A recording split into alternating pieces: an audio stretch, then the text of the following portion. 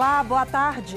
Todos os dias o Brasil recebe imigrantes venezuelanos. Eles entram no país por Pacaraima, em Roraima. Alguns seguem viagem para outros países, mas uma parcela fica na capital ou vai para outras cidades do país. No Jornal da Justiça de hoje, nós vamos falar sobre o trabalho realizado em Roraima para acolher e dar mais dignidades aos imigrantes. Esse é apenas um dos destaques de hoje. Você vai ver também. Plenário do Supremo Tribunal Federal decide que aposentados que receberam benefício por desaposentação não precisam devolver o valor. Não entendo que haja a possibilidade da decisão retroagir em relação àqueles cuja desaposentação foi garantida, não por decisão judicial provisória, mas por decisão judicial transitada em julgado. Superior Tribunal de Justiça decide que comprador de imóvel com problemas tem até 10 anos para ajuizar a ação de indenização. E ainda, Poder Judiciário de Mato Grosso firma parceria com catadores para a destinação adequada de resíduos. Destaque é a questão ambiental, né? Então vai ter uma destinação adequada destes materiais e também uma questão social, né?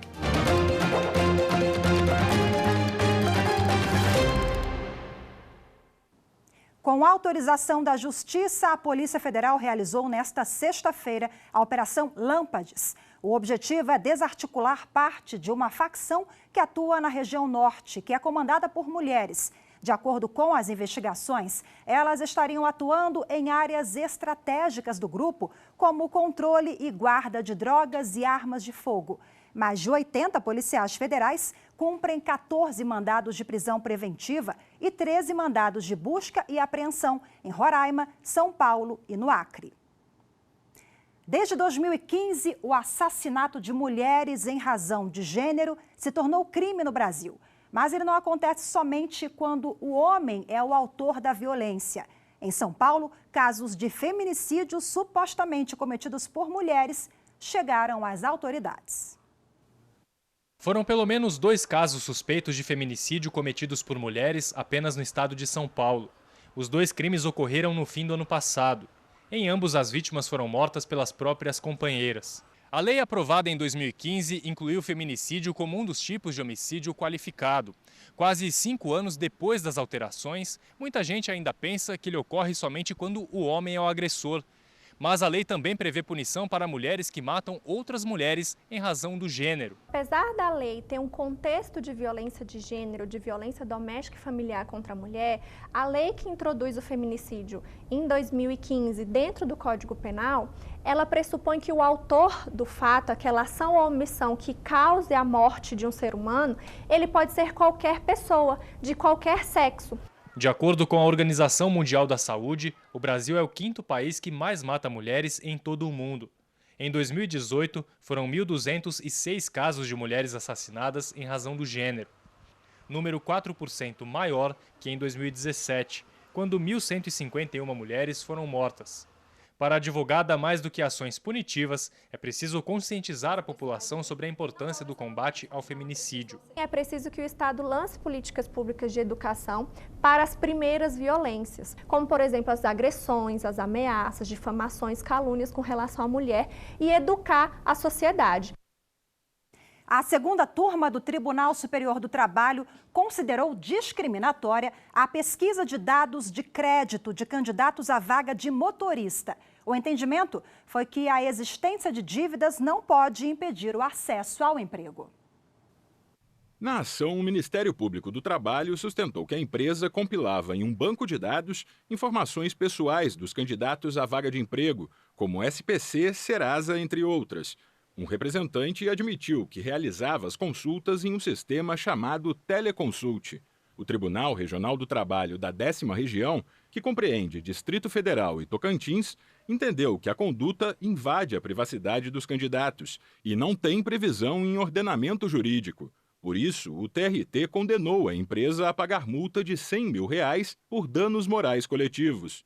No recurso de revista, a empresa sustentou que, por ser prestadora de serviço, não mantém relação de emprego com os caminhoneiros, nem interfere na contratação dos profissionais. e que a responsabilidade sobre o uso das informações deveria recair sobre o empregador. Alegou ainda que as pesquisas que realiza se concentram em sites de domínio público e são autorizadas pelos candidatos. A relatora do caso na segunda turma, ministra Adelaide Miranda Arantes, destacou que a situação de um candidato que tem o nome inserido em serviços de proteção ao crédito não pode impedi-lo de obter emprego, uma vez que a recolocação no mercado de trabalho pode permitir que ele quite eventuais dívidas. A relatora citou a Lei 9.029, de 1995, que proíbe a adoção de práticas discriminatórias nas relações de trabalho, e a 13.103, de 2015, conhecida como Lei dos Caminhoneiros, que impede a utilização de informações de banco de dados de proteção de crédito como mecanismo de vedação de contrato com o transporte autônomo de cargas e com empresas de transporte de cargas. Por unanimidade, os ministros da segunda turma negaram provimento ao recurso da empresa. Ainda cabe recurso. O presidente do Supremo Tribunal Federal, ministro Dias Toffoli, revogou os efeitos da liminar que havia concedido ao município de Ribeirão Preto, em São Paulo, para suspender a ordem de exoneração de servidores que ocupam cargos comissionados no Instituto de Previdência Municipal. A exoneração havia sido determinada pelo Tribunal de Justiça de São Paulo. O município apresentou o pedido de suspensão de liminar ao Supremo, que agora foi negado pelo ministro Toffoli no mérito. Para o ministro, o município não demonstrou ter tomado providências concretas para a regularização do quadro de servidores públicos na estrutura do Instituto e que, por isso, ele concluiu que não há justificativa para adiar o início da eficácia do julgado. E na sessão plenária desta quinta-feira, o Supremo Tribunal Federal rejeitou a possibilidade de reaposentadoria e a desaposentação. Para os ministros, aposentados que voltam a trabalhar, eles não podem trocar o benefício por um mais alto. E quem recebe benefício por desaposentação também não vai precisar devolver o valor. O julgamento foi retomado com o voto vista do ministro Gilmar Mendes. Ele acompanhou o relator ministro Dias Toffoli, que rejeitou a possibilidade de os aposentados que voltarem a trabalhar renunciarem ao benefício em troca de outro mais vantajoso, contando apenas um novo tempo de serviço. Para o ministro Gilmar Mendes, não há base legal para a reaposentação. O ato de aposentar-se é irreversível e irrenunciável, conforme estabelece o artigo 181b do Regulamento da Previdência Social. Ademais, entendeu-se que o fato de o aposentado, que continua trabalhando, recolher obrigatoriamente contribuições para a Previdência Social, decorre da natureza solidária do regime previdenciário. Voto divergente veio do ministro Luiz Edson Fachin. Para o ministro, a reaposentação tem base legal. Diferente da desaposentação, na hipótese não há inovação à míngua de previsão legal e trata-se de modalidades distintas de aposentadoria. O segurado deve cumprir todos os requisitos necessários para a concessão da aposentadoria subsequente, inclusive períodos de carência, independentemente da contagem do tempo de contribuição verificado para a primeira concessão. Os ministros também trataram da desaposentação, que é quando se recalcula o benefício, somando o período trabalhado antes e depois da aposentadoria. Isso já foi rejeitado pelo Supremo em 2016. Hoje, eles definiram que quem conseguiu a desaposentação por decisão final da Justiça não precisa devolver o dinheiro. Não entendo que haja a possibilidade da decisão retroagir em relação àqueles cuja desaposentação foi garantida, não por decisão judicial provisória, mas por decisão judicial transitada em julgado. O plenário definiu também, por maioria, que essa decisão passa a valer a partir da data deste julgamento. Depois disso, os ministros retomaram o julgamento do recurso extraordinário, interrompido na sessão do dia anterior, que trata da exclusão em concurso público de candidato que responde a processo penal.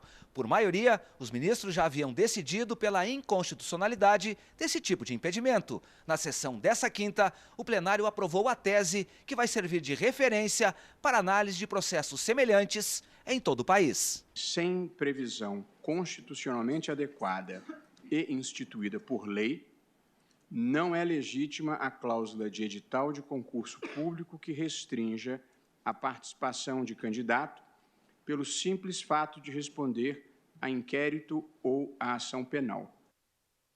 E no próximo bloco vamos falar sobre a situação dos imigrantes que chegam ao país. Você continue com a gente, até já. Respeitar a ética, a moral dentro do que a sociedade espera.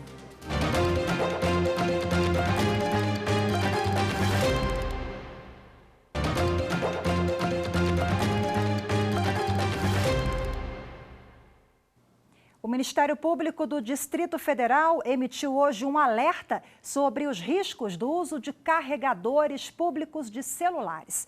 Vamos agora falar ao vivo com o repórter Gabriel Ciafrey, que tem mais detalhes sobre esse alerta emitido hoje. Gabriel, boa tarde para você. Oi, Rafaela, boa tarde para você, boa tarde a todos. É mesmo, viu, Rafaela? Um alerta importante, já que, segundo o Ministério Público, criminosos podem se aproveitar de falhas na segurança de estações, aqueles pontos de recarga de USB espalhados por aeroportos, rodoviárias e também shoppings. Se aproveitar de que forma? Eles, segundo o Ministério Público, instalariam programas espiões capazes de ter acesso a informações pessoais dos usuários e também obter de forma ilegal acesso a fotos e vídeos. Bom, diante disso, qual que é a orientação do Ministério Público? É de que as pessoas continuem carregando esses equipamentos nos carregadores portáteis e também daquela forma tradicional que todos nós já sabemos, que é diretamente na rede elétrica. Rafaela, é com você. Muito obrigada, Gabriel. Dica importantíssima que o celular hoje todo mundo tem um, né? E quem compra um imóvel com problemas na construção tem até 10 anos para ajuizar a ação de indenização. Esse entendimento é do Superior Tribunal de Justiça. O caso foi analisado pela terceira turma do STJ. Os ministros tiveram uma interpretação diferente daquela que havia sido aplicada pelo Tribunal de Justiça de São Paulo. Para o TJ estadual, o comprador do imóvel perdeu os prazos de todos os pedidos que fez à Justiça. Já para o STJ, nem todos os direitos exigidos pelo proprietário estavam prescritos. O comprador adquiriu um apartamento duplex na planta. Ao receber o imóvel, viu que não tinha elevador nem piscina como o combinado. Ele também apontou falhas no piso e na escada interna. Por isso, pediu a reparação de danos morais e materiais e a conclusão correta da obra. O problema é que a ação só foi ajuizada 7 anos depois da entrega do imóvel. A relatora no STJ, ministra Nancy Andrighi, manteve o entendimento do Tribunal de Justiça de São Paulo de que não é mais possível concluir a obra e não dá mais tempo de pedir indenização por causa das falhas de difícil identificação. Mas em relação aos problemas aparentes do imóvel, segundo a ministra, não houve prescrição porque o prazo nesse caso é de 10 anos. Este advogado explica que a interpretação dos prazos previstos em lei gera controvérsias até mesmo entre magistrados e que o mais seguro é entrar na justiça em no máximo 90 dias, juntando documentos e as propagandas do imóvel comprado na planta. Essas imagens são as que levam o consumidor a comprar o imóvel. Então, quando ele está pagando o preço, ele não está pagando o que está escrito no contrato, ele está pagando o que foi prometido para ele na publicidade. Então, como a publicidade no Código de Defesa do Consumidor vincula o fornecedor e o obriga no contrato que vier a ser celebrado, é importante guardar o contrato e objetivamente o que lhe foi passado como promessa do que vai constar no imóvel a ser vendido.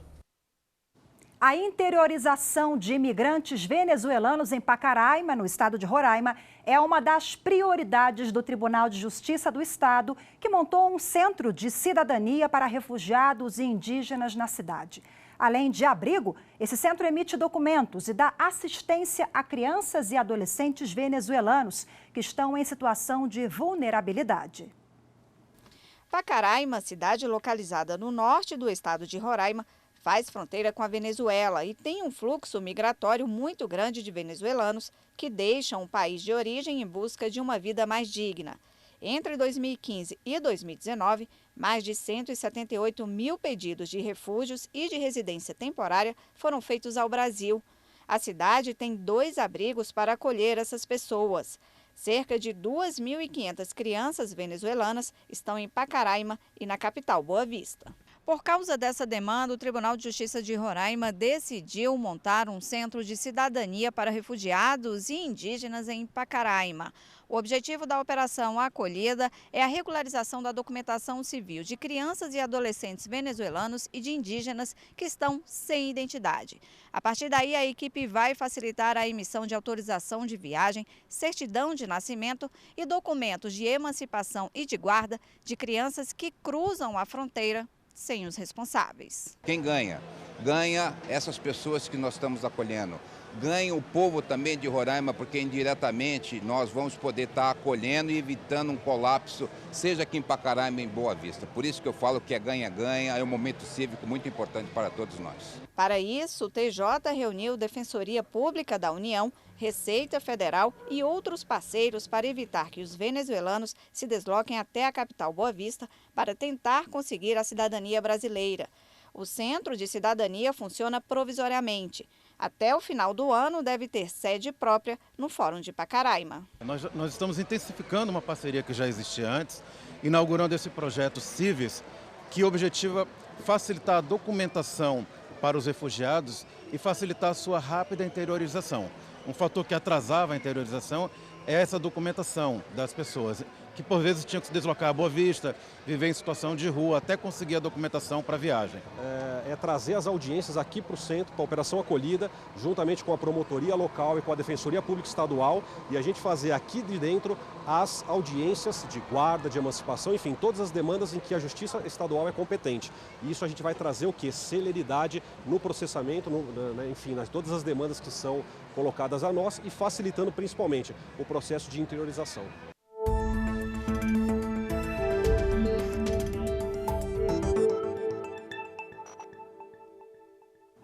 E para falar mais sobre o assunto, eu recebo agora aqui no estúdio o advogado Tarcísio Dalmaso. Seja bem-vindo, boa tarde. Eu que agradeço o convite. Bom, nós acompanhamos na reportagem aquela chamada residência temporária, né? Eu queria que você explicasse, esse é um instituto novo, como funciona esse tipo de residência? Em 2017, houve a criação de uma nova lei migratória brasileira, a Lei 13.445, conhecida como Lei de Imigração. Ela criou uma série de institutos inovadores, dentre os quais o que prevê a acolhida humanitária. O Brasil, até os dias atuais, ele teve 2 iniciativas de acolher humanitariamente, digamos assim, até os dias atuais. De um lado, os haitianos, derivado do fluxo de 2010, derivado do terremoto que ocorreu no Haiti, e o caso sírio, que sabemos, um dos maiores, atualmente é o maior fator de crise humanitária e de mobilidade humana no mundo.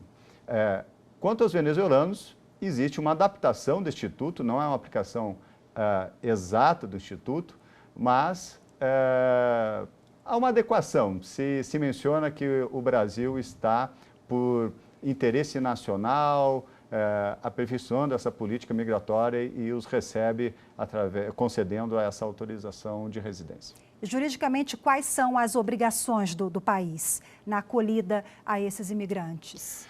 Quando chega um imigrante no Brasil, há que se fazer uma triagem, se de fato ele é um imigrante ou um refugiado.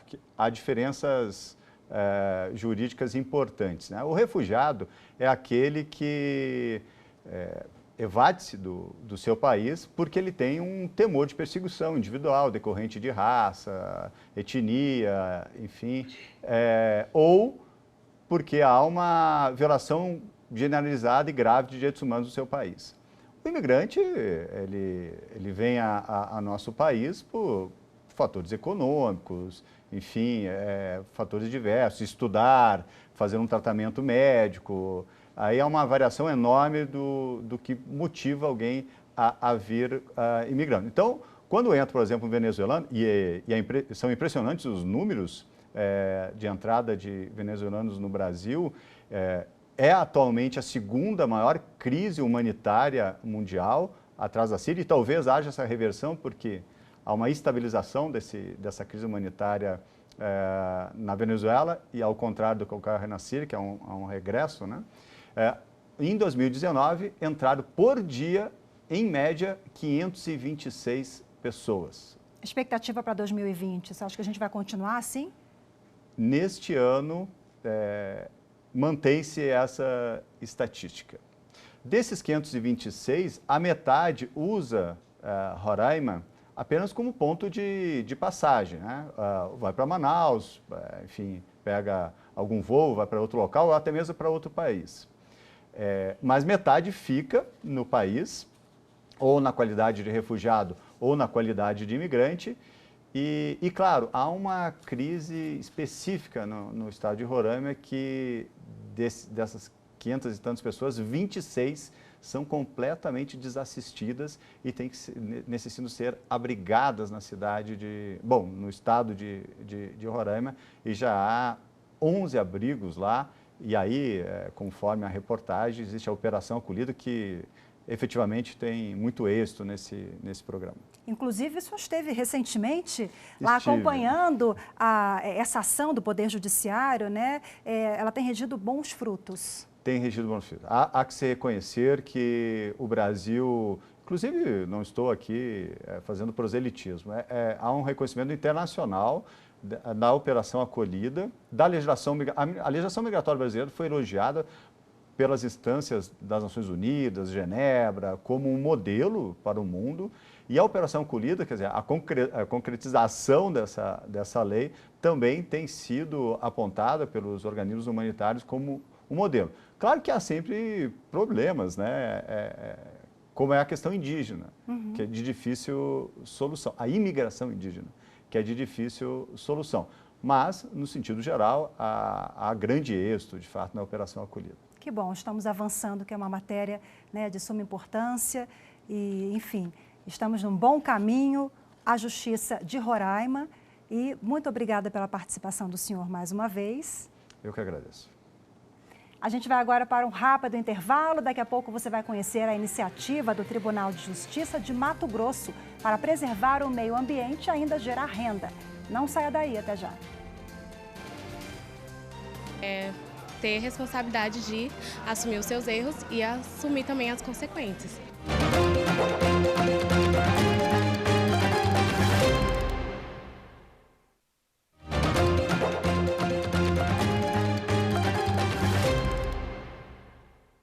O plenário do Tribunal Regional Federal da Primeira Região elegeu nesta quinta-feira os novos dirigentes para a Corte entre o biênio 2020 e 2022.